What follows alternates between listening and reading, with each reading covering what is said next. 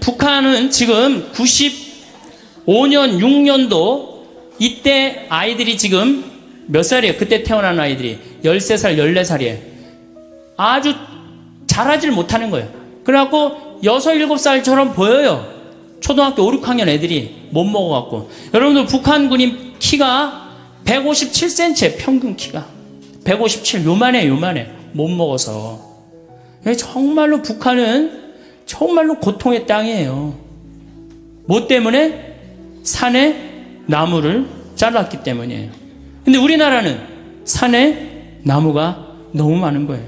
얼마나 행복한 나라예요. 자, 산에 나무 많죠? 애 착하죠? 물건 잘 만들죠?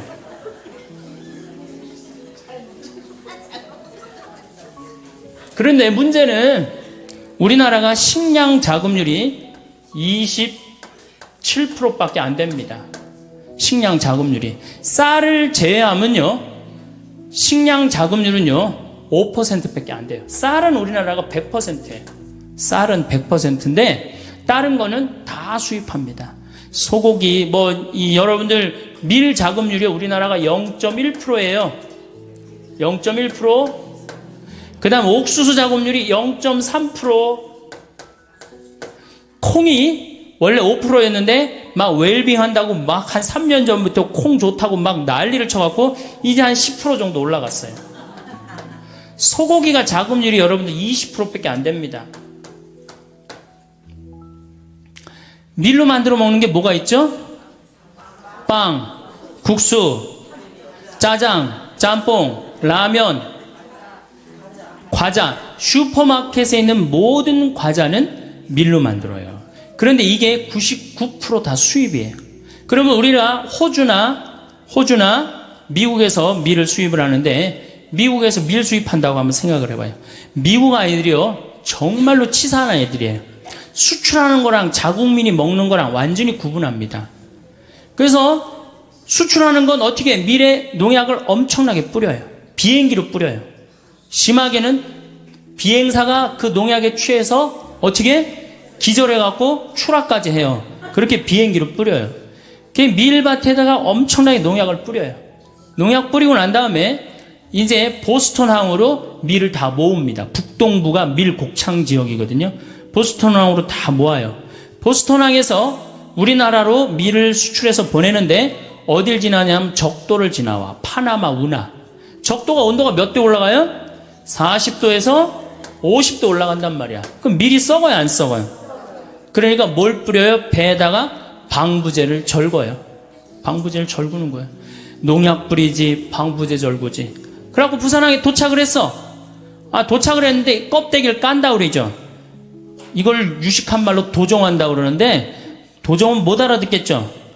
껍데기를 까. 껍데기를 까는데, 이 까는데 밀 색깔이 거무튀틱한 색깔이죠. 근데 우리 밀가루는 어때요? 이게 또 비정상인 거예요. 표백제 집어넣는 거예요. 표백제.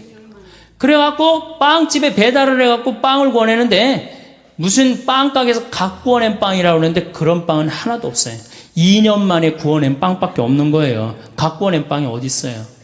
그래갖고 애들한테 라면 만들어 먹이고, 빵 만들어 먹이고, 짜장 만들어 먹이고, 짬뽕 만들어 먹으니까 애들이 아토피가 생기고 천식이 생기고 각종 병에 시달리는 거예요. 아니, 원료 자체가 상해 있는데. 그 제주도로, 전라도로 귀향한 분이 유명한 그 글을 썼어요. 저같이 이렇게 시골에 가서 사는 사람인데, 화장실에 구데기 없애는 최고 좋은 방법은 뭐냐? 밀가루 딱 뿌리면 싹 없어진대요. 밀가루 뿌리면. 여러분들 밀가루에 바구미 생긴 거 보신 적 있어요, 없어요? 바구미 생기지 않아요. 아니, 그게 무슨 밀가루야. 화학 덩어리지. 이 에너지 위기, 석유, 이 위기에 따라오는 거는 식량 위기입니다. 왜냐하면은 여러분들 농사 옛날에는 다 손으로 졌지만 지금은 다 뭘로 짓죠? 다 기계로 져요. 그거 뭘로 써요? 석유로 써요. 그렇기 때문에 이게 석유값이 올라가면 올라갈수록 누구도 따라 올라가느냐면 식량값도 따라 올라가요. 올해 여러분들 식량이 폭등을 했죠. 여러분들 태국산 쌀이 한 가마에 원래 한 3만 원 정도 했어요. 근데 올 봄에 얼마까지 올라가느냐? 7만 5천 원까지 올라갔어요. 불과 3개월 만에 배가 뛰었어요. 그러니까 이 쌀값, 뭐 밀값, 콩값 배로 뛰는 거는 시간 문제예요, 시간 문제. 그래서 우리가 의식주라고 그러잖아요. 입는 거, 먹는 거, 자는 거. 그런데 사실은 제가 이렇게 뭐 입는 거는 만약에 내가 이렇게 해갖고 무인도에 이 옷 입고 갔다. 그럼 뭐 한 달이고 두 달이고 이 옷 입고 살아야죠. 살 수도 있고. 자는 건 내가 산에서 길 잃어버려도 낙엽에 들어가서 자면 돼요. 근데 먹는 거는요, 일주일 동안 안 먹으면 죽어요. 그래서 먹는 건 꼭 필요합니다. 그래서 북한은 의식주라고 안 그럽니다. 식주의라고 그래요. 거꾸로 말을 바꿔. 먹는 게 그만큼 중요해요. 그런데 지구에는 지금 30억 명이 하루에 1달러로 삽니다. 30억 명이 하루에 1달러. 여러분들은 하루에 1,000원 갖고 사세요? 안 사세요? 못 살죠? 여러분들은 10,000원, 20,000원 갖고 사실 거예요. 뭐 30,000원, 40,000원 갖고 살 거야. 그러니까 행복하다는 거예요. 우리가 참 감사하지 못하는 게 큰 병이에요. 얼마나 감사해요. 지금도 전부 다 녹차, 커피 막 다 먹잖아. 얼마나 감사해. 예? 이게 굶어 죽는 나라가, 여러분들 얼마 전에 IT라는 나라 그 굶어 죽는 거 보셨죠? IT라는 나라는 먹을 게 없어서 어떻게 해요? 흙을 개갖고 거기다 바다를 넣고 그걸 구워서 먹어요. 배가 너무 고프니까. 또 굶어 죽는 나라가 또 하나 있죠. 북한이에요. 북한은 우리가 이게 개방이 안 돼서 그렇지 올해 엄청나게 굶어 죽고 있어요. 북한은 95년, 96년, 2001년 그리고 2008년 올해 대기근을 맞이하고 있습니다. 이 북한은 지금 10만 명 정도가 지금 죽는다고 그래요. 지금 굶어서. 근데 얼마가 죽을지 몰라요. 왜 죽느냐? 작년에 북한에 500mm 정도 비가 왔어요. 500mm 정도. 근데 우리나라는 500mm 비가 와도 아무 문제 없어요. 왜? 뭐가 있기 때문에? 산이 있기 때문에. 그런데 500mm 비가 왔는데 북한은 1년에 필요한 게 600만 톤이에요. 이거 넉넉하게 먹지 못해. 600만 톤. 근데 작년에 비가 와서 얼마를 쓸고 내려갔느냐? 200만 톤을 쓸고 내려갔어요. 그러면은 200만 톤이면 몇 명이 먹을 게 없느냐면 600만 명이 먹을 게 없는 거예요. 600만 명이. 이렇게 생각하시면 됩니다. 1톤에 3명이 먹는다고 생각하면 돼.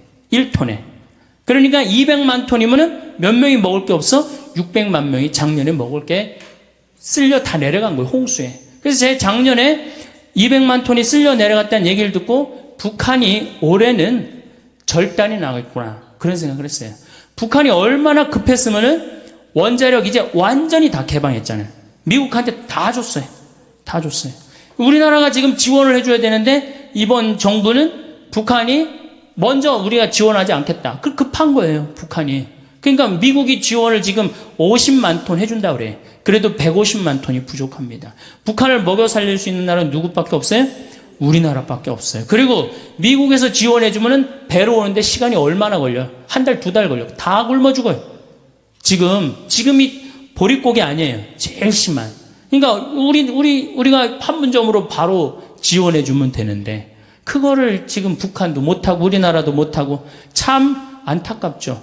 세상에서 제일 불쌍한 게 뭔 거예요? 사람으로 태어나서 굶어 죽는 거예요. 굶어 죽는 거. 다른 거 아무것도 없어요. 굶어 죽는 거예요. 근데 지금 북한은 저렇게 굶어 죽고 있어요. 그럼 북한이 왜 굶어 죽느냐? 이게 우리 잘 알아야 돼요.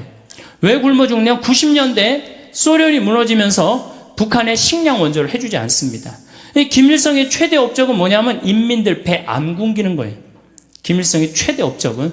근데 아니 먹을 게 없으니까 다급해진 북한은 어떻게 하느냐면 산의 나무를 다 자릅니다. 산의 나무를 다 자르고 어떻게 하느냐? 거기다가 옥수수 심고 콩을 심어요. 식량난을 해결하려고. 근데 그게 이제 대재앙의 원인이 되는 거예요. 여러분들 로마가 굉장히 쟁쟁한 나라라는 거 잘 알고 계시잖아요. 왜 망했어요? 산의 나무를 다 잘라갖고 벌거숭이로 만들고 난 다음에 로마가 망합니다. 모든 나라는요, 산에 나무를 자르면 망합니다. 아프가니스탄 세계가 없다고 그러잖아요. 산에 나무가 없고 강에 물이 없고 사람은 먹을 게 없고. 그러니까 산에 나무를 자르면 죽는 거예요. 그러니까 인간 문명은 나무로 시작해서 나무로 끝나요. 그만큼 나무가 중요합니다. 근데 우리나라는 6.25 전쟁 딱 끝나고 난 다음에 어떻게 완전히 벌거숭이 산이었어요. 일본으로 가면 어떻게 산이 완전히 울창했는데 우리나라만 오면은 비행기 타고 오면은 벌거숭이였다고 그랬어요. 그런데 이 벌거숭이 산을 우리는 30년 만에 다 한 거예요. 그럼 산에 나무가 없으면 무슨 일이 벌어지느냐? 자, 우리나라 여러분들 산에 가보면은 자, 산에 이렇게 갔어요. 그러면은 우리나라는 산이 울창하기 때문에 뭐가 막 덮어져 있어요? 산에? 그렇지. 낙엽이 막 쌓여져 있어요. 뭐 심한 데는 제가 얼마 전에 산 하나를 갔는데 길을 잃어버려갖고 허리까지 낙엽이 차더라고요. 그러니까 되게 한 50cm 정도는 산에 낙엽이 있단 말이야. 산에 50cm 정도는. 그러고 난 다음에 나무가 있어요. 나무는 있고 그 다음에 뭐가 있어요? 뿌리가 있어요. 나무에는 나뭇잎이 있고. 그럼 우리나라는 200mm 산에서 하늘에서 빗님이 온다. 200mm가 빗님이 온다. 그러면은 제일 먼저 누가 빗물을 흡수를 합니까? 낙엽이요. 여러분들 산에 가고 낙엽을 이렇게 들으면 어때요? 축축하죠? 그게 다 물을 먹고 있는 거예요. 그러니까 이게 푸석푸석하고 막 한 낙엽이 하늘에서 빗님이 오면 이게 다 먹는단 말이야. 그러니까 500mm 오는 거 아무 문제 없어요. 우리나라 500mm 와갖고 마을이 뜨거나 그런 일은 없어요. 참 좋은 거죠. 자, 이 낙엽이 다 물을 먹어. 그 다음에 누가 물 먹어요? 뿌리가 물을. 이 뿌리 이렇게 생각하시면 돼요. 나무가 솟은 만큼 땅 속으로 뿌리가 박혀 있다. 이렇게 생각하시면 돼요. 그러니까 이 뿌리가 물을 먹고 어디다가 물을 보내주느냐 하면은 대수층이라는 데에 물을 보내줍니다. 그러니까 우리나라는 샘물이 참 많아요. 제가 이렇게 산에 살기 때문에 막 비가 하늘에서 빗님이 오시면은 이렇게 중간에, 그러니까 이렇게 막 이게 언덕이란 말이야. 언덕 중간에 물이 막 송송송송 새요. 왜 그럴까요? 뿌리가 다 물을 해주기 때문에. 여러분들 옛날에 그 펌프, 그리고 생각나시죠? 마중물 버갖고 이렇게 하면은 그게 10m밖에 안 판 거예요. 여러분들 우리나라는 10m만 파면 뭐가 다 나와? 물이 다 나와요. 참 좋은 거죠. 그래갖고 펌프 해갖고 물을 쓸 수 있고 얼마나 좋아요. 자, 이게 이제 뿌리가 다 먹었어. 그럼 이제 누가 먹어? 그렇지. 낙엽이 다 먹어요. 여러분들 저 느티나무 저 보이시죠? 저거를 펼쳐놓으면 저 정도 나무는 굉장히 큰 나무인데 저거를 여름에 이제 완전히 잎이 넓어졌을 때 펼치면 학교 운동장을 다 덮어요. 저 나무 하나가. 저건 내가 보니까 더 덮을 것 같아요. 2,000평 정도 됩니다. 저거 잎을 펼쳐놓으면. 그러면은 낙엽을 찢으면 거기 물이 있어요, 없어요? 그렇게 여기에 물이 있고 낙엽에 물이 있고 대수층에 물이 있고 얼마나 물이 많아요.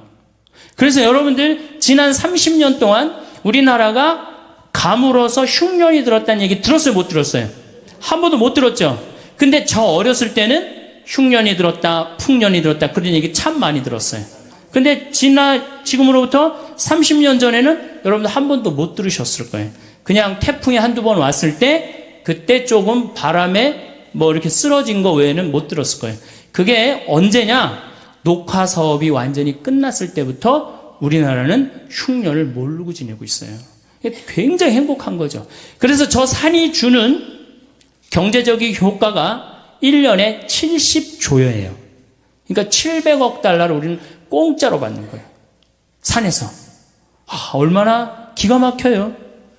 정말 감사하지 않아요?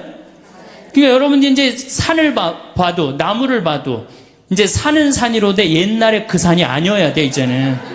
예. 저 산이 있기 때문에 누가 사는 거야?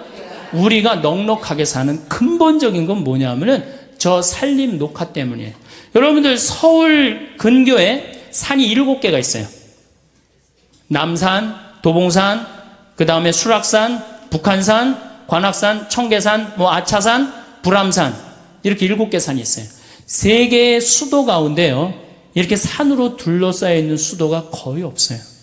얼마나 아름다운, 서울이 얼마나 아름다운지 사람들이 몰라요. 뭐 빌딩이 많긴 하지만은 오늘 또 어제 그제 빈님이 오셔갖고 얼마나 깨끗한지 오는데, 여기 제가 이 북한산하고 도봉산 이렇게 앞쪽으로 왔거든요.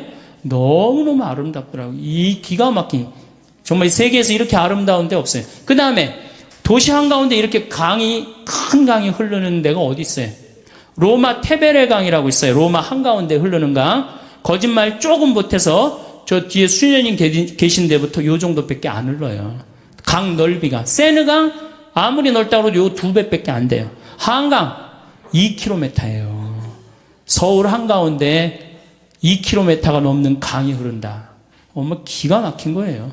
그래서 강은 산은 산이로도 옛날에 그 산이 아니고 이제는 물은 물이로도 옛날에 그 물이 아닌 거예요. 여러분들 다 뭐 떠서 먹는 거예요? 물 떠서 먹는 거, 강물 떠서. 어쨌든 하여튼 산 때문에 우리나라는 풍요롭게 사는 거예요. 근데 북한은 산을 자릅니다. 나무를 잘라요. 산에 나무를 잘라요. 그러니까 북한은 무슨 일이 벌어지느냐 하면, 이게 산이면 완전히 민둥산이야. 하늘에서 빗님이 오면은 막 폭우가 올 때는 어떻게 돼? 그대로 낙엽이 있나 나무가 있나 뿌리가 있나 어떻게 400mm가 오면 400mm 다 어디로 가요? 다 강으로 들어가는 거예요. 빗물만 갑니까? 뭐를 끌고 내려가요? 흙을 끌고 내려가요. 그러니까 대동강이 이렇게 깊이가 이 정도면은 자꾸 뭐가 쌓여요? 흙이 자꾸 쌓여. 그전에는 500mm가 와도 대동강이 다 황해로 물을 보내줬는데, 이거는 300mm만 와도 어떻게 돼? 흘러 넘치는 거예요. 그러니까 우리 교구의 원로 신부님이 평양에 갔다 왔는데, 대동강에 이 쌓인 흙을 어떻게 퍼내나 봤더니, 푸대자루 있죠? 그 삽도 나무삽, 그걸로 퍼서 낸다는 거예요. 그러니 언제 퍼서내? 언제 이걸 퍼서내요? 우리나라는 2006년에 평창에 물폭탄 맞았을 때 포크레인, 이 큰 거 A10이라고 이렇게 무한궤도 있는 거죠. 그 다음 25톤 트럭 한 10몇 대 되고 한 이틀이니까 다 하더라고. 근데 북한은 그해 여름에 쌓인 거 다음에 여름에도 다 못 하는 거예요. 그러니까 북한은 식량을 보내줘야 될 게 아니라 뭘 보내줘야 돼? 포크레인이 아니고 나무.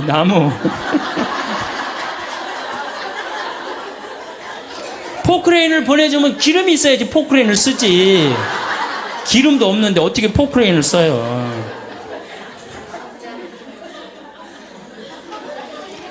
옥수수 0.3%에 여러분들이 먹는 옥수수는 대부분이 뭐예요? 여러분이 1년에 한 번 옥수수 먹어요. 강원도 찐 옥수수. 그렇죠? 그 외에 옥수수 뭐 전분 만들고 사료 만들고 다 수입해. 더욱이 이번부터 유전자 조작이 들어오기 시작해. 유전자 조작이. 저는 그래서 횟집에 가서 옥수수 이렇게 돌판에, 그 무슨 옥수수가 이렇게 대단하다고 돌판에 얹어 나와? 절대 안 먹습니다.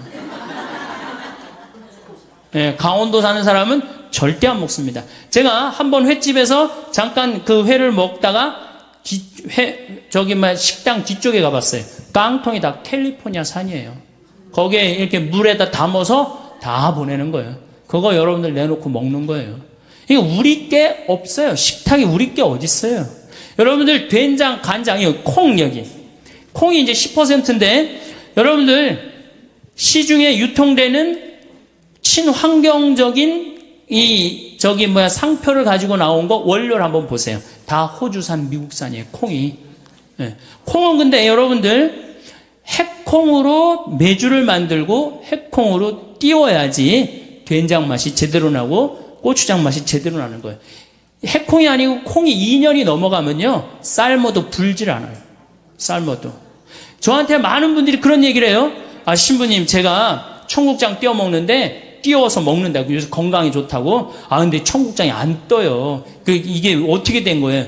그가 국산이라고 샀는데 잘못 산 거죠. 그리고 핵콩이라고 샀는데 잘못 산 거죠. 이게 국산 콩을 삶으면 한 5배 정도 불어요. 5배 정도. 그래갖고 그걸 으깨면은 그 메주도 잘 되고 청국장도 잘 뜨는 건데 수입은요 삶아도 불질 않아요. 딱딱해진다는 얘기예요.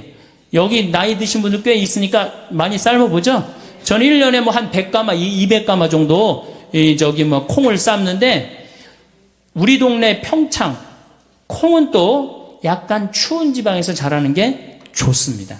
약간 그러니까 평창 이쪽 횡성 이쪽 콩이 참 좋은 거예요. 그걸로 삶아보면요 이게 콩 삶아갖고 먹으면요 정말로 달아요. 그렇게 좋아요. 근데 우리 거 다 포기하고 다 수입해서 먹는 거예요. 다 수입해서. 그러니까 우리 농산물을 사는 게 우리 지금 서울교구에도 우리 농촌 살리기 운동 본부 해갖고 명동에도 그 매장이 있고 본당마다 매장 있죠? 그거 사는 게 여러분들 독립운동 하는 거예요. 독립운동. 이제 우리가 우리 거를 포기하잖아요? 이제 석유도 없어. 먹을 것도 없어. 이 두 가지가 가장 중요한 건데 우리가 식량 주권을 포기하면 어떻게 돼요? 이번에 여러분 소고기 개방하면서 자존심 무지 상하지 않아요? 저는 자존심이 상해요. 아니 뭐 이제 내장, 뼈 이런 거 다 자기네들 안 먹는 거 꼬리 이런 걸 다 우리한테 보낸다는 거야. 자존심이 상해. 이게 주권의 문제. 그래서 뭐 사 먹고 안 사 먹고의 문제가 아니고 이건 주권의 문제예요. 그래서 우리 농산물을 우리가 사는 거 이게 주부들이 할 일이야. 근데 싸다고 어떻게 해? 전부 다 수입으로 우리 농산물이 조금 비싸다. 비싸게 뭐가 비싸? 여러분들 1년에 쌀 몇 가마 먹어요?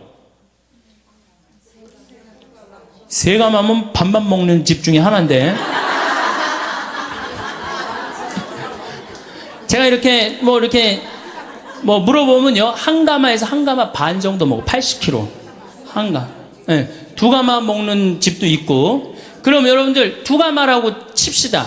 그럼 쌀 1가마에 15만 원 정도 하죠? 그러면은 2가마면 30만 원이에요. 그런데 유기농 쌀은 24만 원이에요. 자, 1년 내내 제일 중요한 밥을 먹는데 유기농 쌀 24만 원 그게 아까워서 그 유기농 쌀을 안 사고 3만 원, 4만 원짜리 하는 이 수입 쌀을 먹는다. 이게 머리가 없는 거죠. 생각이 없는 거죠. 1년에 한두 가마인데. 그리고 그걸 유기농을 우리가 먹으면은 우리 땅도 보존되고, 농민도 살고, 국민도 살고, 얼마나 좋아. 그런데 애들 학원비는 30만원, 40만원 퍽퍽퍽 쓸데없는 거, 정말로 쓸데없는 거, 그걸 하면서, 가장 중요한 먹는 거는 이게 15만원, 24만원 아깝다고, 그것도 5만원, 6만원 수입을 먹는다. 이 문제가 많죠. 문제가 많아요. 그러니까 누가 의식이 깨야 돼? 주부들 의식이 깨야 된다. 주부들 의식이. 그래서 제가 3년 전에 된장을 담그려고 우리 콩을 사러 다니는데 영월, 정삼, 평창 다 다니는데 50가마를 못 샀어요.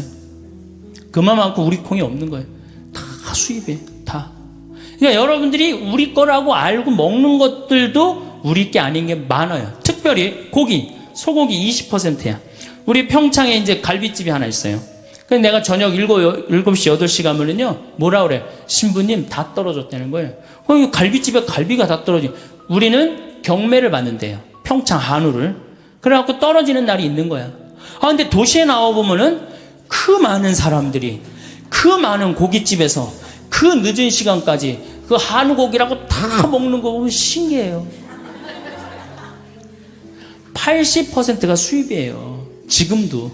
이제 미국에서 들어오면 95%, 5%대로 떨어져요. 5%대로.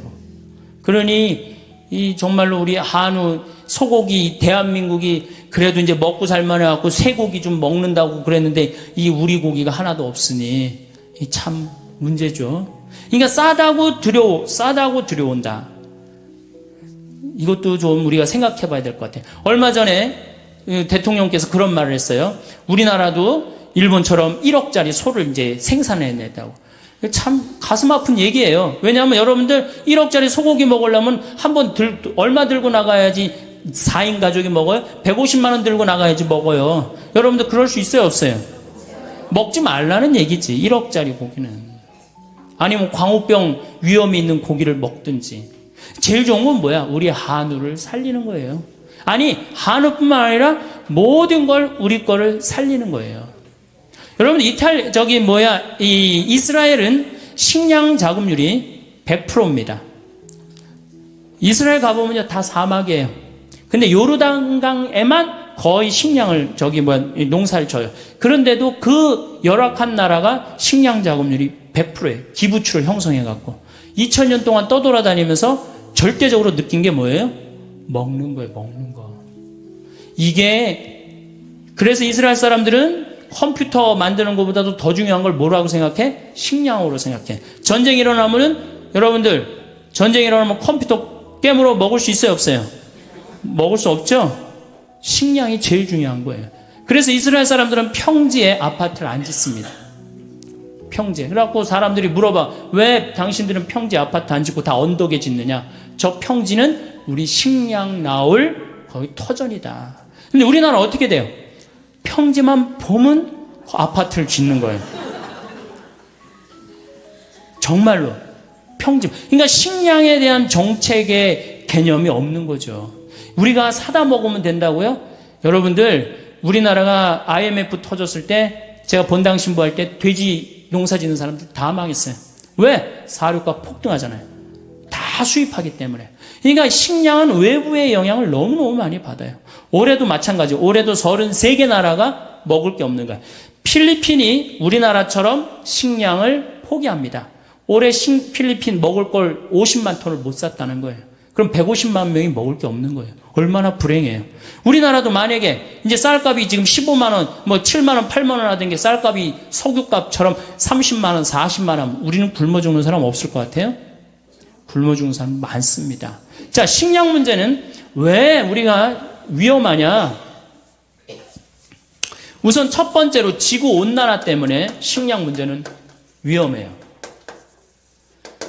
지금 세계를 먹여 살리는 나라가 캐나다하고 호주예요. 호주가 식량 수출을 제일 많이 합니다. 근데 5년 동안 가물었어요. 지구온난화 때문에. 그래갖고 호주가 식량을 생산하지 못하는 바람에 어떻게 됐어요? 세계가 지금 고통을 앓고 있는 거예요. 지구온난화 때문에 흉년이 들고. 그 다음에 여러분들 미얀마 이번에 쳤죠? 거기 곡창지대. 작년에는 사이클론 시드로라고 있어요. 방글라데시 쳤죠? 방글라데시도 쌀 생산을 엄청나게 하는 데거든요.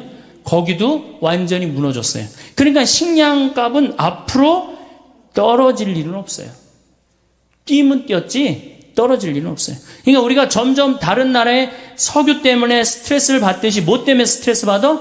식량. 밀값도 지금 뛰었죠. 옥수수값도 뛰었죠. 콩값도 뛰었죠. 더욱이 이 중국하고 인도가 문제예요. 중국하고 인도가 중국은 내륙 지방은 그동안 두 끼밖에 안 먹었대요. 배가 고파갖고. 먹을 게 없어갖고. 근데 경제가 나아지면서 세 끼를 먹기 시작하는 거예요. 이게 13억이 두 끼 먹다가 세 끼 먹는다고 생각을 해봐요. 그래서 여러분들 중국은 지금 1년에 5천만 톤을 수입을 합니다. 5천만 톤이면 얼마냐면 1억 5천만 명 먹을 걸 수입하는 거예요. 이제 중국 자국에 있는 식량 수출 안 합니다. 다 못하게 하잖아요. 베트남도 자국에 있는 쌀 수출합니까? 안 합니까? 못하게 해요. 그럼 우리는 다 수입해 와야 되는데 뛸 수밖에 없어. 아니 석유값도 비싸갖고 지금 국가 경제가 휘청휘청하는데 식량까지 우리가 들여온다. 이게 문제가 많은 거예요. 자, 지구온난화. 이 참 문제죠. 우리가 만들어낸 거 인간이. 그 다음에 이 지구온난화로 뭐가 이제 문제냐? 이거는 2004년 미국 국방보고서 얘기예요. 이 농사를 강에 의지해서 짓잖아요. 그렇죠? 물에 의지해서. 물론 하늘에서 빗님이 대째 내려주면 딱 좋으시겠는데 내륙 지방은 빗님을 안 내려주시고 해안 지방은 빗님을 너무 내려주시는 거예요. 지금 추세가 계속 그런 추세예요. 그러니까 해안 지방도 힘들고 내륙 지방도 동시에 다 같이 힘들어요. 그러니까 지구가 먹는 것 때문에 고통스러운 거예요. 지금 지구가 가장 고통스러운 나라는 북한이고. 근데 이게 이제 자기네 나라를 개방하면 정말 북한의 고통스러운 거 우리가 볼 수 있을 거예요. 어쨌든 강물에 의지해서 사는데 이 강물의 근원은 우리나라는 산인데 유럽은 알프스 만년설에 의지해서 삽니다. 알프스가요 북쪽으로는 라인강이 흘러요. 스위스, 독일, 프랑스, 네덜란드를 흘러요. 이 네 나라를 먹여 살려요. 동쪽으로는 다뉴브강이라는 게 흘러요. 17개 나라를 먹여 살려요. 헝가리, 뭐 여러분들 뭐 체코 이런 나라 다 다뉴브강 흘러요. 남쪽으로는 포강이라고 흘러요. 이탈리아를 먹여 살려요. 그러니까 알프스가 유럽을 먹여 살리는 거예요. 농사로. 그런데 이게 노가 없어지는 거, 뜨거워지니까. 근데 2020년이면 다 노가 없어진다는 거예요. 2020년이면. 그 2020년 지나고 나면 얘네들은 유럽 산 없어요. 그 독일의 그 흑림 빼고는 거의 산 없어요. 다 깎아버렸어요. 토지 대개혁을 해갖고. 그래갖고 산이 없어요. 산에 나무가 없어요, 유럽은. 근데 알프스가 딱 녹아버리면 어떻게 돼요? 이거 먹을 게 없으면 이동하게 돼 있습니다. 탈출하게 돼 있어요. 자, 히말라야, 인도, 파키스탄, 네팔, 티베트가 매달려 살아. 겐지스강, 인도로 흘러요. 거의 10억 명을 먹여 살려요. 근데 여기도 작년에도 막 그 히말라야 만년설이 녹아갖고 홍수가 일어난다고 그랬잖아요. 왜 홍수가 일어나요? 산이 이렇게 있어. 그러면 이런 데는 호수가 있는 거야. 근데 막 녹아내리니까 이게 어떻게 돼요? 넘치면서 홍수가 되는 거예요. 그래서 수십 명씩, 수백 명씩 죽잖아요. 그러니까 막 녹아내리는 거예요. 이것도 2020년이면 다 녹아 없어진다는 거예요. 킬리만자로, 아프리카는 킬리만자로가 있어요. 근데 아프리카는 제가 작년에 킬리만자로에 갔다 왔는데 다 녹아 없어졌어요. 이제 만년설이라고 할 수가 없어요. 끄트머리 조금 남아있어요. 산이 이렇게 있으면 요렇게 남아있어요. 요렇게. 제 책 그 어디로 가야 하나라는 그 환경 에세이, 거기에 제가 찍은 사진을, 킬리만자로 찍은 사진을 했는데 요만큼 남아있어요. 그러니까 아프리카는 지금 어떤 땅이 돼? 고통의 땅이 돼 있잖아요. 소말리아, 케냐, 이디오피아, 동북지방이라고 그러는데 여기는 비가 30년 동안 안 옵니다. 30년 동안 안 와갖고 애들이 너무너무 목이 마르. 그럼 어떻게? 자기 오줌을 받아 먹어요. 너무너무 목이 마렸기 때문에. 지금 우리가 이 너무 좋은 여건에서 살아갖고 지구가 얼마나 병들고 힘들어하는지 우리는 잘 모르는데 조금만 여기저기 돌아다녀 보면요. 얼마나 지구는 지금 이게 거의 정말 생명체가 완전히 망가지고 있는 거예요. 우리는 다행히 대한민국에 살아갖고 그것도 나무 만년설에 의지 안 하고 어디 의지하고 살아? 나무에 사는데 나무가 어떻게? 울창하단 말이야. 정말로 감사한 거죠. 정말로 살기 좋은 나라. 여러분들 감사해야 돼요. 대한민국에 사는 거. 감사하세요? 네. 자, 그 다음에 중국은 텐산 산맥이라고 있어요. 텐산. 거기에 3억 명이 매달려 살아요. 그 다음 이 미국, 캐나다는 로키 산맥이 있어요. 남미는 안데스 산맥이 있어요. 근데 이게 2020년이면 지구가 뜨거워져서 다 녹아 없어진다는 거예요. 2020년이면 다 녹아 없어지면 이때 핵전쟁이 일어난다는 거예요. 이게 2004년 미국 국방보고서 내용이에요. 아니 환경 난민들이 생기면은 우리나라로 막 밀고 올 거 아니야. 산 많은 그 우리나라 어떻게 다 그냥 당해요? 그러니까 일본, 대만, 우리나라 이런 나라들은 핵을 쓴다는 거예요. 그게 참 무서운 얘기예요. 제 얘기가 아니라 미국 국방보고서 얘기예요. 그만큼 2020년 몇 년 남은 거예요? 12년 남은 거예요. 땅 살라고 그러지 말고 아파트 더 넓은 거 살라고 그러지 말고 막 그렇게 힘들게 살지 마세요. 그냥 어떻게? 지금 있는 집에서 애 학원 보내지 말고 지금 있는 집에서 행복하게 사는 게 제일 좋은 거예요. 그리고 집에 쌀 한 가마 꼭 비치해 두고. 제가 요즘 돌아다니면서 하는 얘기가 뭐예요? 집에 쌀 한 가마 꼭 해둬라. 왜냐하면 이게 미얀마나 이번에 이 뭐 수찬성인가 뭐 여기 모든 질서가 한 번에 무너집니다. 유통 질서 다 무너져요. 얼마나 고통스러워요. 우리나라가 만약에 슈퍼 태풍이 왔다. 슈퍼 태풍이 왔고 서해안으로 재수없이 밀고 들어왔고 서울을 쳤다. 그러면 여러분들 유통 질서 무너지면은 얼마나 먹을 게 남아있을 것 같아요? 여러분들 막 유통 질서가 무너졌어. 그럼 집에 여러분들 얼마나 먹을 거 있을 것 같아? 며칠? 한 달이나 하는 집이 있어요? 조사를 해보니까 2주 이상 넘기는 집이 없어요. 2주 이상. 그러니까 쌀 한 가마씩 오늘 집에 가고 한 가마씩 다 사다가 놔둬요. 그리고 고추장, 된장 이렇게 좀 사놓고 그래갖고 갑자기 유통질서 무너졌을 때 어떻게? 밥 줘서 고추장 비벼 먹고, 점심 땐 된장 비벼 먹고, 이렇게 하셔야 돼요. 자, 보십시오. 우리나라 지금 저 산에 있는 저수량이 180억 톤이에요. 180억 톤이라고 하면 팔당댐 아시죠? 팔당댐이 저수량이 정확하게 2억 7,500만 톤이에요. 그러니까 팔당댐 몇 개가 있는 거야? 60개가 우리는 어디에 있어요? 산에 있는 거예요. 2020년에 가장 경쟁력이 있는 나라는 어느 나라? 대한민국이에요. 에너지만 좀 절약하고 식량만 우리가 확보되면요, 우리나라는 정말로 살기 좋은 나라예요. 국민들 성실하고 물건 잘 만들고 애들 착하고 얼마나 좋아요. 자, 두 번째 식량 위기의 두 번째 이유 중에 하나는 뭐냐면 경제개발이에요. 이게 세계가 경제개발을 하면은 참 좋아야 되는데, 이게 경제개발을 하는 바람에 인도나 중국이 농업을 포기하고 공업으로 돌아간단 말이에요. 그러니까 자꾸 식량이 줄어드는 거예요. 하여튼 인도하고 중국 제일 머리 아픈 나라예요. 근데 인도 같은 경우는 뉴델리가 있고 올델리가 있는데요. 우리가 인도 하면은 우리나라 사람들이 중국 굉장히 한동안 무시했죠. 못 사는 나라라고. 근데 지금 무섭게 지금 하고, 지난번에 성화할 때 데모하는 거 봐요. 다른 나라에서. 그런데 더 무서운 나라는 인도예요. 인도는요, 영어를 써요. 그리고 인도가요, 학구열이 우리나라보다 더 높습니다. 예. 그리고 이 뉴델리 가보면은요, 우리나라 테헤란보다 훨씬 더 나요. 그러니까 인도가 이게 또 우리나라는 지금 인도한테 벌써 밀렸어요. 경제 규모에서 벌써 밀렸어요. 그래서 우리나라가 13위로 밀려났어, 인도 때문에. 인도 무서운 나라예요. 근데 얘네들이 안 먹다가 막 먹기 시작하는 거예요. 그러니 이게 경제 개발 때문에 이게 식량의 위기가 온단 말이에요. 세 번째, 석유가 폭등 때문입니다.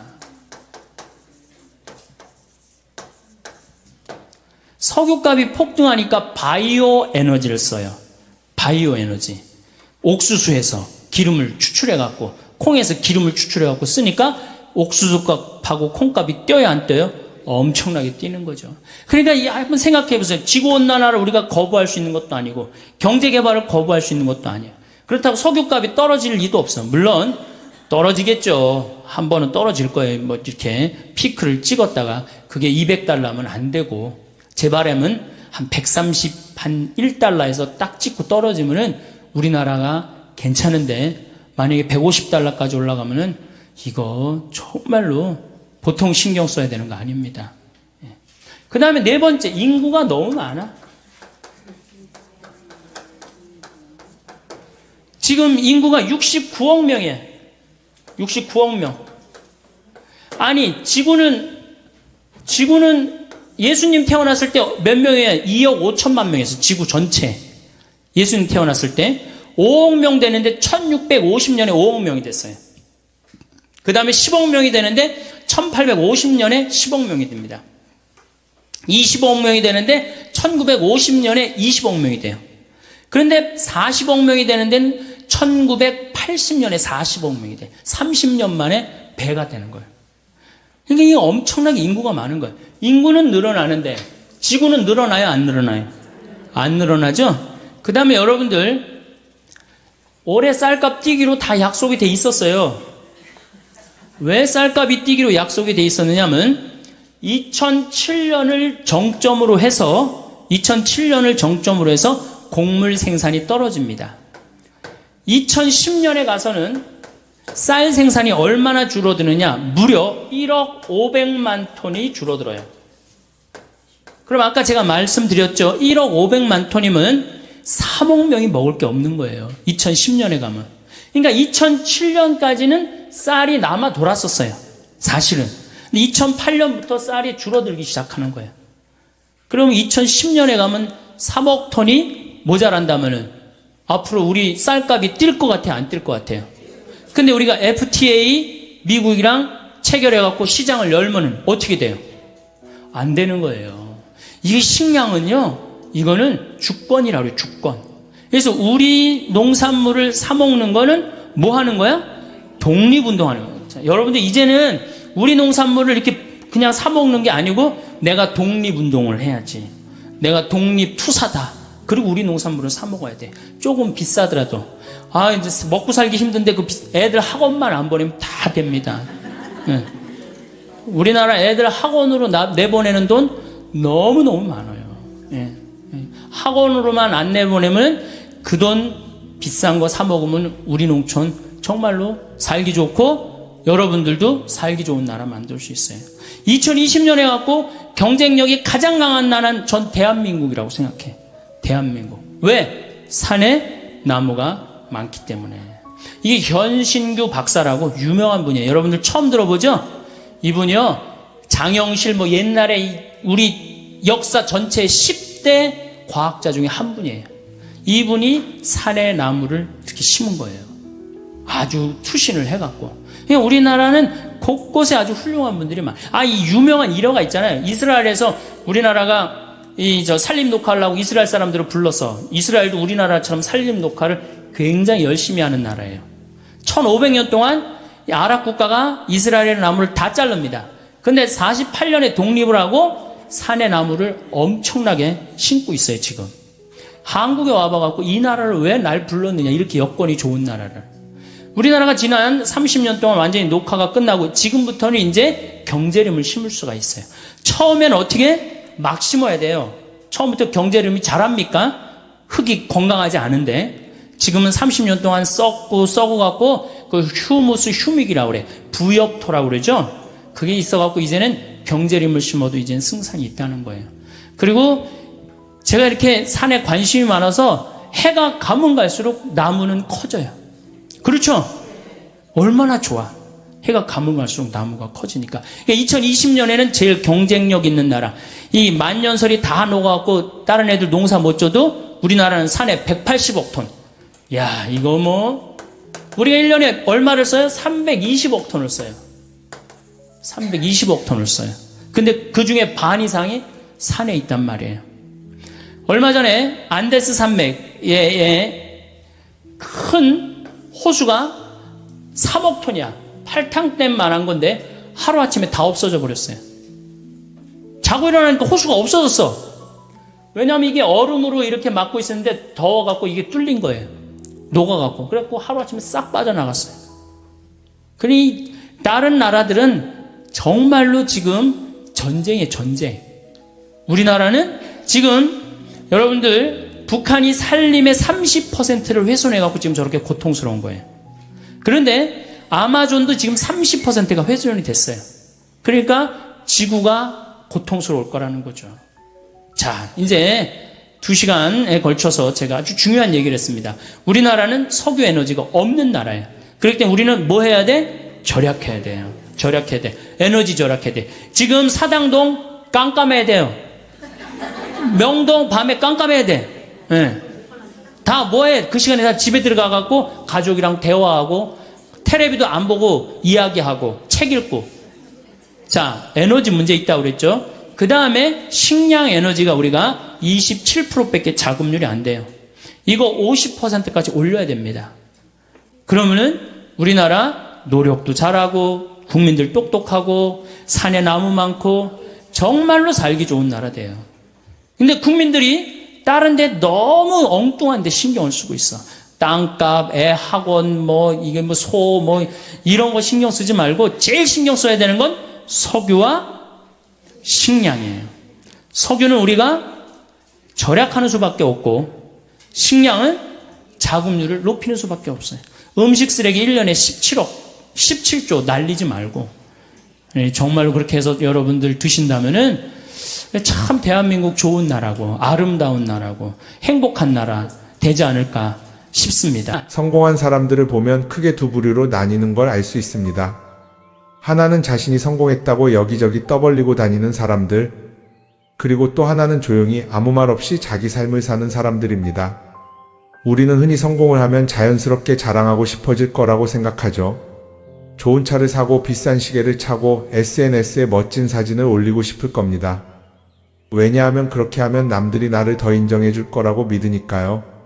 하지만 현실은 그렇지 않습니다. 오히려 진짜 성공한 사람들은 그렇게 행동하지 않습니다.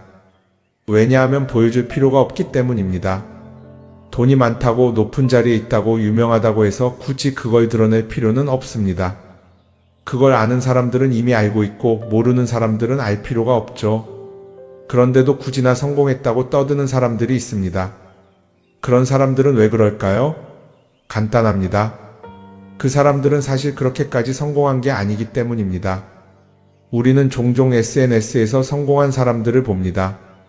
해외여행을 가고 고급 레스토랑에서 밥을 먹고 멋진 차를 타고 다니는 모습? 그런데 가만히 보면 그런 걸 보여주는 사람들은 언제나 뭔가를 팔고 있습니다. 강의를 팔든 자기 브랜드를 홍보하든 아니면 단순히 자기 자존감을 유지하려고 하든 간에 결국 목적이 있는 거죠.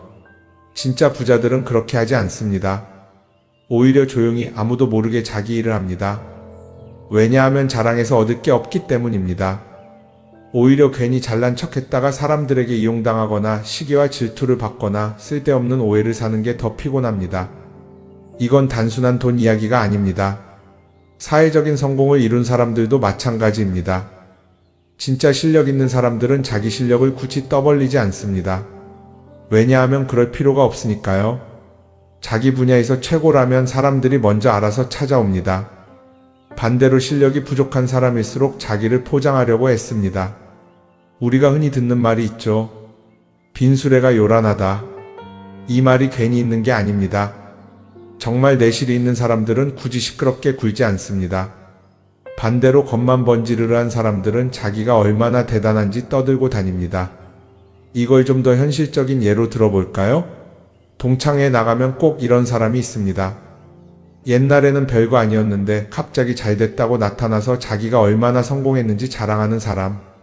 처음에는 다들 와 대단하다 하고 들어주지만 시간이 지나면 어떨까요?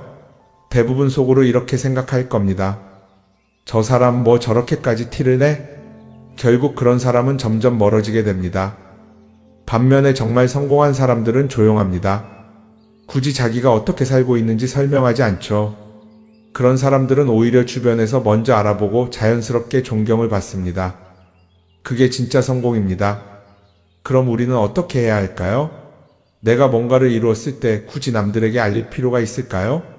물론 가까운 사람들에게 좋은 소식을 전하는 건 좋습니다. 하지만 굳이 모든 사람들에게 나 이렇게 잘 살고 있어요 하고 알릴 필요는 없습니다. 그런 행동은 결국 나에게 득이 되지 않습니다. 성공이라는 건 원래 조용한 겁니다. 내가 잘 되고 있으면 주변 사람들이 자연스럽게 알게 됩니다. 굳이 내가 말하지 않아도 내 행동과 태도에서 묻어나오게 되어 있습니다. 그러니 굳이 보여주려고 애쓰지 마세요. 오히려 그게 더 진짜 성공한 사람의 태도입니다. 사람은 사회적 동물이라고 하잖아요. 혼자 살아갈 수 없고 결국 사람과의 관계 속에서 기쁨도 얻고 때로는 상처도 받습니다. 그런데 한 가지 생각해 볼 게 있어요. 우리가 정말 인간관계가 필요해서 맺고 있는 걸까요? 아니면 그냥 그래야 한다고 배워서 어쩔 수 없이 유지하고 있는 걸까요? 어릴 땐 친구 많으면 좋다고 하죠. 사회생활에서도 인맥이 중요하다는 말을 많이 합니다. 그런데 정작 주변을 보면요. 인간관계가 넓은 사람일수록 스트레스를 더 많이 받아요. 전화벨이 울릴 때마다 이번엔 또 무슨 부탁일까 싶고 단체 채팅방에서 메시지가 올 때마다 이걸 또 어떻게 대답해야 하나 고민하죠. 관계가 많아질수록 책임과 피로도 함께 늘어나는 겁니다. 어떤 사람들은 인간관계를 줄이면 외롭지 않겠냐고 해요. 그런데 가만히 생각해보면 진짜 외로움을 느끼는 순간이 언제인지 아세요? 오히려 불필요한 인간관계 속에 있을 때입니다. 같이 밥을 먹고 얘기를 나누는데도 뭔가 허전하고 대화가 컥 돌고 속마음을 나누지도 못할 때, 그럴 때 우리가 더 외롭다고 느끼죠.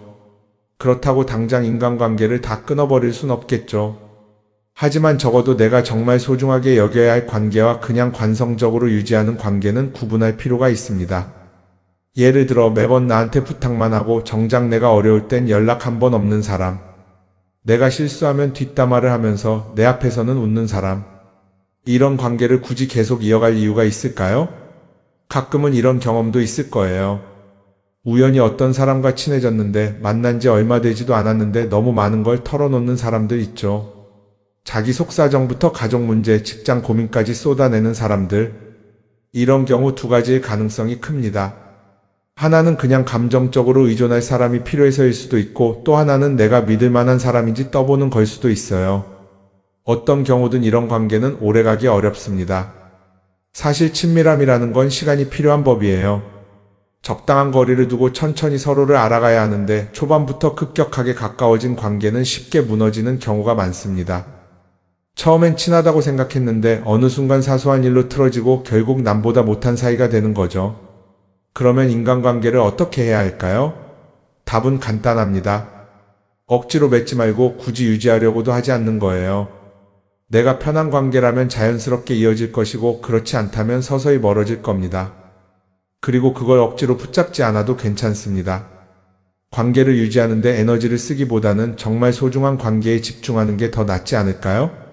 어떤 사람은 내가 인간관계를 줄이면 나중에 나 혼자 남는 거 아니냐 걱정하기도 해요. 그런데 생각해보면요, 진짜 나를 위하는 사람은 많지 않아요. 인간관계를 줄인다고 해서 완전히 혼자가 되는 게 아닙니다.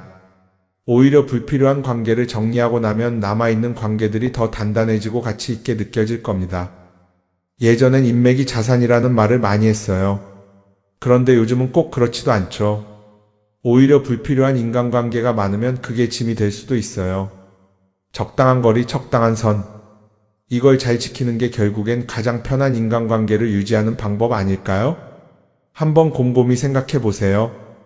지금 내 주변에 있는 사람들 중에서 내가 정말 편하게 만날 수 있는 사람이 몇 명이나 되는지, 내가 억지로 맞춰주고 있는 관계는 없는지. 관계를 줄이면요, 외로워지는 게 아니라 오히려 더 자유로워집니다. 그리고 자유로워진 만큼 내 인생에서 정말 중요한 것에 집중할 수 있게 됩니다. 인간관계 너무 많은 걸 신경 쓰다 보면 정작 중요한 걸 놓칠 수 있어요. 그러니까 이제는 한 번쯤 정리해보는 것도 나쁘지 않을 겁니다. 사람들이 돈을 많이 벌고 싶어 하는 이유가 뭘까요? 단순히 돈이 많으면 좋으니까? 물론 그것도 있겠지만 사실 돈을 원하는 진짜 이유는 더 나은 삶을 살기 위해서겠죠. 그런데 문제는 돈을 많이 번다고 해서 반드시 삶이 나아지는 건 아니라는 겁니다. 오히려 더 많이 벌수록 더 많이 쓰게 되는 경우가 많아요. 가끔 이런 생각해 본 적 없으세요? 예전에는 돈이 지금보다 훨씬 적었는데 이상하게 그때가 더 여유로웠던 것 같다. 왜 그럴까요? 사실 우리가 원하는 건 돈 그 자체가 아니라 돈을 통해 얻을 수 있는 자유인데 돈을 벌면 벌수록 그 자유를 잃어버리는 경우가 많아요. 더 좋은 차, 더 좋은 집, 더 좋은 옷을 사면서 점점 더 많은 돈이 필요해지고 결국엔 돈을 벌기 위해 또다시 일해야 하는 악순환에 빠지게 되는 거죠. 한번 생각해 봅시다. 우리가 정말 필요해서 뭔가를 사는 경우가 얼마나 될까요? 필요해서라기보다는 남들이 가지고 있으니까, 없어 보이기 싫으니까, 혹은 그냥 기분 전환을 위해서 소비하는 경우가 훨씬 많아요. 그리고 그런 소비를 할 때마다 스스로 이렇게 합리화를 하죠. 이 정도는 나를 위한 투자야.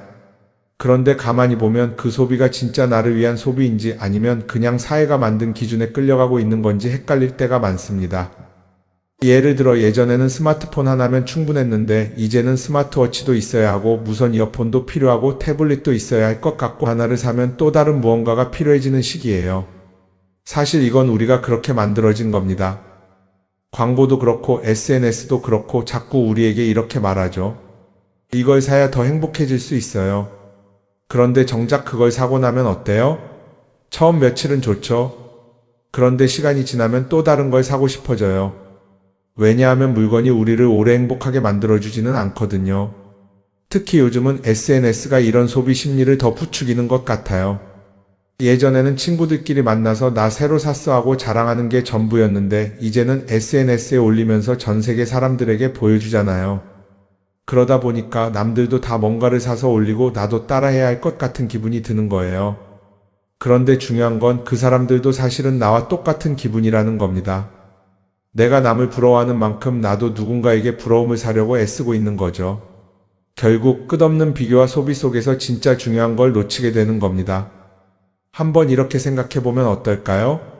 만약 내가 지금부터 딱 1년 동안 불필요한 소비를 하지 않는다면 내 삶이 어떻게 변할까? 아마 처음에는 답답할 수도 있어요. 사고 싶었던 걸 참아야 하니까. 그런데 그걸 몇 번 참고 나면 어느 순간 깨닫게 될 겁니다. 내가 굳이 이걸 안 사도 괜찮네? 그렇게 불필요한 소비가 줄어들면 자연스럽게 돈이 쌓이겠죠. 그런데 돈이 쌓이는 것보다 더 중요한 게 있어요. 바로 마음의 여유가 생긴다는 겁니다. 돈을 쓰지 않는다고 해서 불행해지는 게 아니라 오히려 소비로부터 자유로워지면서 진짜 행복을 찾을 수 있어요. 물론 이걸 실천하는 게 쉽지는 않겠죠. 우리 주변에는 소비를 부추기는 것들이 너무 많으니까요. 하지만 적어도 이런 건 해볼 수 있습니다. 뭔가를 사고 싶을 때 한 번만 스스로에게 물어보는 거예요. 이게 정말 나한테 필요한 걸까? 아니면 그냥 순간적인 욕심일까? 만약 그 질문을 던졌을 때 5초 안에 당연히 필요하지 라는 답이 나오지 않는다면 사실 그건 없어도 되는 물건일 가능성이 큽니다. 정말 필요한 건 고민할 필요도 없이 바로 떠오르거든요. 그러니까 이제는 한 번쯤 생각해 봐야 할 것 같아요. 나는 지금 내가 원하는 삶을 살고 있는 걸까? 아니면 남들이 만든 기준에 맞추기 위해 내 시간을 팔고 있는 걸까? 소비를 줄인다는 건 단순히 돈을 아끼는 게 아닙니다. 그건 결국 내 삶의 선택권을 되찾는 일이거든요. 돈을 많이 버는 것도 중요하지만 더 중요한 건 그 돈을 어떻게 쓰느냐입니다. 그리고 때로는 아무것도 사지 않는 게 최고의 선택일 수도 있어요. 우리는 요즘 SNS 없이 사는 게 거의 불가능한 시대에 살고 있죠. 아침에 눈 뜨자마자 휴대폰을 확인하고 출근길에도 SNS를 보고 잠들기 전까지도 계속 들여다봅니다. 그러면서 남들이 어떻게 사는지 보고 나도 모르게 비교하게 되고 때로는 초조해지기도 하죠. SNS에 올라오는 사진들 한번 보세요. 맛집에서 멋진 음식을 먹고 해외여행을 다니고 좋은 옷을 입고 성공한 삶을 사는 사람들. 그런데 가만히 보면 이 사람들이 정말 행복해서 저런 사진을 올리는 걸까요? 아니면 그냥 행복해 보이고 싶은 걸까요? 실제로 SNS에 가장 많이 올라오는 사진이 뭔지 아세요? 남들이 부러워할 만한 순간들입니다. 집에서 편하게 쉬고 있는 모습이나 출근길에 지친 얼굴, 어제 먹다 남은 배달 음식 사진 같은 건 잘 안 올리죠. 대신 멋진 레스토랑, 명품 가방, 고급 호텔 같은 것들이 올라옵니다. 왜 그럴까요? 결국 SNS는 보여주기 위한 공간이기 때문입니다. 여기서 중요한 게 있어요. 우리가 SNS에서 보는 건 그 사람의 삶 전체가 아니라 편집된 일부 장면이라는 겁니다. SNS는 마치 한 편의 다큐멘터리나 영화처럼 잘 꾸며진 장면들만 보여줍니다. 그런데도 우리는 그걸 보면서 아, 저 사람은 나보다 더 행복하구나 하고 착각하죠. 예를 들어 SNS에서 한 친구가 해외여행을 가서 아름다운 풍경을 찍어 올렸다고 해볼게요. 우리는 그걸 보면서 부럽다, 나도 저렇게 살고 싶다라고 생각하겠죠. 그런데 정작 그 친구는 사진을 찍고 나서도 일 때문에 스트레스를 받고 있을 수도 있고 여행 비용을 감당하느라 카드가 걱정을 하고 있을 수도 있습니다. 그 부분은 우리는 알 수가 없죠. 그런데 문제는 이렇게 남들과 비교하는 습관이 쌓이면 결국 내 삶이 초라하게 느껴진다는 겁니다. 원래는 그냥 조용히 살아도 괜찮았는데 SNS를 보고 나면 나만 뒤처지는 것 같고 뭔가를 더 해야 할 것 같고 괜히 불안해지죠. SNS는 기본적으로 사람들의 비교 심리를 자극합니다. 남들이 가진 걸 나도 갖고 싶게 만들고 남들이 하는 걸 나도 해야 할 것 같은 기분이 들게 만들죠. 그러다 보니 필요하지도 않은 걸 사게 되고 무리해서라도 화려한 곳에 가게 되고 남들에게 보여주기 위해 사는 삶을 살게 됩니다. 그럼 어떻게 해야 할까요? 사실 정답은 간단합니다. SNS에서 보이는 것들을 곧이곧대로 믿지 않는 것입니다. 그리고 더 중요한 건 남과 비교하는 걸 멈추는 것이에요. 어떤 사람이 비싼 차를 타고 다닌다고 해서 그 사람이 꼭 행복한 건 아닙니다. 좋은 차를 타고 다니지만 밤마다 사업 걱정에 잠 못 이루는 사람도 많아요. 반대로 대중교통을 이용하지만 마음 편하게 사는 사람도 있죠. 결국 행복은 보이는 것이 아니라 느끼는 것입니다. SNS를 덜 보면 덜 불행해진다는 연구 결과도 있어요. 하루 종일 남의 삶을 보면서 비교하는 시간을 줄이면 내 삶에 집중할 수 있는 시간이 많아지는 겁니다. SNS를 완전히 끊을 필요는 없지만 최소한 그 안에 있는 것들이 전부 진짜라고 생각하지 않는 태도는 필요합니다. 우리는 누구나 자신만의 속도로 살아가고 있어요. 남들은 남들대로 사는 거고 나는 나대로 살면 됩니다. SNS에서 남들의 화려한 모습을 볼 때마다 한 번쯤 이렇게 생각해 보세요. 이건 그 사람이 보여주고 싶은 삶일 뿐이다. 그러면 조금은 편해질 겁니다. 사람들은 다들 자기 인생을 살아간다고 생각하죠. 그런데 가만 보면 정말 자기 인생을 사는 사람이 얼마나 될까요? 많은 사람들이 사실은 남이 만들어 놓은 기준에 맞춰서 살고 있어요. 좋은 대학, 좋은 직장, 좋은 차, 좋은 집. 다들 이런 걸 목표로 삼지만 정작 내가 원하는 삶이 뭔지 깊이 생각해 본 적이 없는 경우가 많아요. 이건 어릴 때부터 교육받아온 방식과도 관련이 있어요. 우리는 어릴 때부터 이렇게 살아야 한다는 틀 안에서 자라죠. 공부 열심히 해서 좋은 성적을 받아야 하고, 좋은 직장을 가져야 하고, 결혼도 적당한 때에 해야 하고, 마치 인생이 정해진 수순이라도 있는 것처럼요. 그러다 보니 나 스스로 정말 원하는 걸 고민하기보다는 그냥 남들이 정해놓은 목표를 따라가게 돼요. 그런데 이렇게 남의 기준에 맞춰서 살다 보면 어느 순간 공허함을 느끼게 됩니다. 이게 정말 내가 원했던 삶인가? 하는 의문이 들 때가 오죠. 어릴 땐 성적이 목표였고, 사회에 나와서는 연봉이 목표였고, 결혼하고 나서는 아이 교육이 목표였는데 그 목표를 이루고 나면 허무한 거예요. 계속 뭔가를 이루긴 했는데 정작 나는 어디에 있는지 모르겠는 거죠. 진짜 중요한 건 내가 원하는 게 뭔지를 아는 것이에요. 그런데 이게 쉽지 않죠. 오랫동안 남의 기준대로 살아왔기 때문에 막상 내가 정말 원하는 게 뭐지? 하고 물어보면 선뜻 대답하기 어려운 경우가 많아요. 하지만 이 질문을 하지 않으면 우리는 평생 남이 정한 기준 속에서 살게 됩니다. 그럼 어떻게 해야 할까요? 첫 번째로 필요한 건 내가 왜 이런 생각을 하게 됐는지 스스로 점검하는 거예요. 예를 들어 내가 비싼 차를 사고 싶다고 생각한다면 그게 정말 내 필요 때문인지 아니면 남들에게 잘 보이기 위해서인지 한번 따져봐야 해요. 만약 남들이 나를 어떻게 볼까 하는 게 더 중요하다면 그건 내 기준이 아니라 사회가 만들어 놓은 기준일 가능성이 큽니다. 두 번째는 다른 사람의 의견에 휘둘리지 않는 연습을 하는 거예요. 우리는 살아가면서 끊임없이 남들의 평가를 받죠. 그 나이에 그런 걸 시작한다고? 지금 그게 가능하겠어? 이런 말들이 우리를 흔들어 놓습니다. 그런데 그런 말에 신경 쓰다 보면 결국 아무것도 하지 못하게 돼요. 중요한 건 남들이 뭐라고 하든 내가 결정하는 거예요. 물론 남의 조언을 들을 수도 있고 참고할 수도 있죠. 하지만 최종 결정은 항상 내 몫이어야 합니다. 내가 결정하고 내가 책임지는 거. 그렇게 해야 내 삶을 온전히 내 것으로 만들 수 있어요. 세 번째는 내가 한 선택에 책임지는 자세를 가지는 거예요. 많은 사람들이 무언가를 선택하고 나서도 후회하죠. 괜히 이걸 했나? 이 선택이 잘못된 건 아닐까? 그런데 한 가지 확실한 건 후회한다고 해서 과거가 바뀌지는 않는다는 거예요. 내가 한 선택이라면 그 선택이 틀렸다고 해도 받아들이고 그 안에서 최선을 다하는 게 더 중요해요. 이렇게 말하면 그럼 실수하면 어떡하죠? 라고 걱정하는 분들도 있을 거예요. 하지만 생각해보면 우리가 실수를 두려워하는 이유도 결국 남의 시선 때문이에요. 내가 실패하면 남들이 날 어떻게 볼까? 이런 걱정이 더 크죠. 그런데 남들은 생각보다 우리한테 관심이 없어요.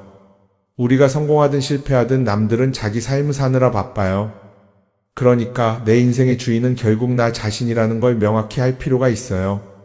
내 선택을 하고 그 선택에 책임지면서 남이 아니라 나에게 맞는 길을 찾는 것. 그게 진짜로 내 삶을 살아가는 방법이 아닐까요? 어쩌면 우리는 너무 오랫동안 이렇게 살아야 한다는 틀 속에 갇혀 있었는지도 모릅니다. 하지만 이제는 한 번쯤 생각해 봐야 합니다. 나는 진짜 내 삶을 살고 있는가?